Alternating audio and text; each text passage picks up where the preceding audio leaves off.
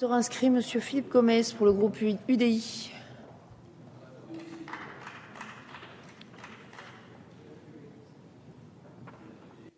Madame la présidente, monsieur le ministre, messieurs les rapporteurs, mes chers collègues.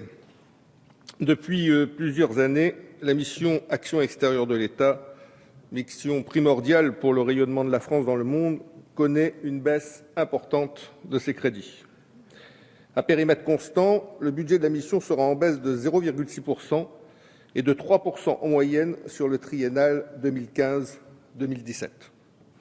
450 postes devront être supprimés sur la période 2015-2017, dont 220 dès 2015. Certes, la France est le réseau diplomatique qui est le 3e du monde, avec 162 ambassades, 16 représentations permanentes et 2 antennes diplomatiques.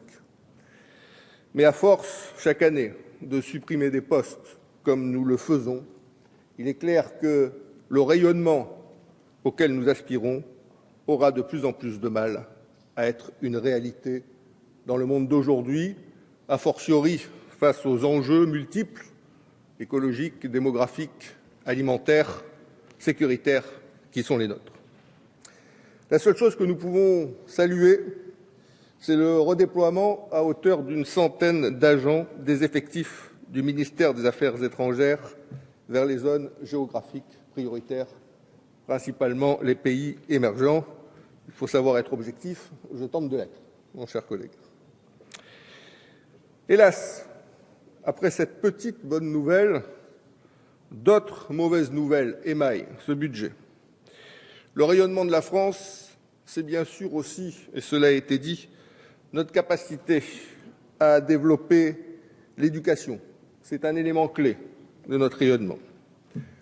Nous vous avons dit en commission, au nom du groupe UDI, notre inquiétude quant à la baisse de 2% des moyens dévolus à l'Agence pour l'enseignement du français à l'étranger, à Campus France et à l'Institut français. De la même manière, nous constatons que le montant qui concerne les bourses attribuées aux meilleurs étudiants étrangers, qui lui aussi constitue l'un des outils de rayonnement les plus efficaces de notre diplomatie culturelle et scientifique, que là aussi, les crédits sont à la baisse. Pour autant, nous devons constater quelques bonnes nouvelles dans ce budget de l'action extérieure de l'État. La première, c'est le rattachement du commerce extérieur et du tourisme.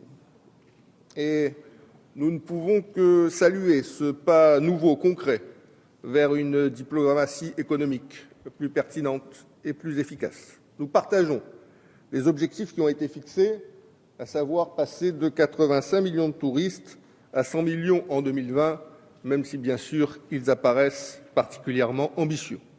Et nous appelons l'attention du gouvernement sur la nécessité de ne pas rééditer la cacophonie à laquelle nous avons assisté en ce qui concerne la taxe de séjour. Est-il utile de rappeler que même si nous avons une taxe de séjour qui est plus faible que dans la majeure partie des pays européens, nous avons un taux de TVA ainsi que des cotisations sociales qui sont plus élevés que dans la majeure partie des pays européens. Et dès lors, bien évidemment, si la taxe de séjour venait à être revalorisée, la France serait la destination touristique la plus taxée d'Europe. Nous sommes déjà les plus taxés dans un certain nombre de domaines. Est-il utile de rajouter une étoile supplémentaire sur notre blason? L'autre bonne nouvelle, c'est le programme consacré à la conférence de Paris Climat. En ces temps budgétaires contraints, des crédits importants sont justifiés. La France ne peut pas se permettre de ne consacrer à la conférence sur le climat qu'un budget au rabais. Mais le gouvernement ne devra pas sous-estimer l'importance de cette conférence. Il est urgent qu'une politique gouvernementale en matière d'environnement digne de ce nom soit mise en œuvre, la loi sur la transition énergétique ne suffisant évidemment pas. On rappellera que c'est grâce au Grenelle de l'environnement que la France a pu disposer d'un crédit de confiance non négligeable à l'échelle du monde et être alors moteur dans la négociation, puis l'adoption du paquet climat-énergie de l'Union européenne en 2008. Pour conclure, mes chers collègues, les députés du groupe UDI voteront contre les crédits de la mission extérieure de l'État. Il importe que ces crédits permettent à la France de continuer à être plus grande à l'échelle internationale qu'elle l'est. Ils ne le permettront pas.